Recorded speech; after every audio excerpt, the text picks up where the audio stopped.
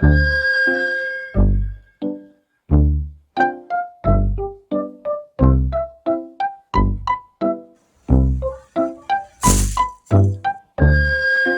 এটা কি হচ্ছে? মানুষ কি সত্যি সত্যি মূর্খ হয়ে যাচ্ছে? মানুষের কি সত্যি সত্যি কমন সেন্স নাই?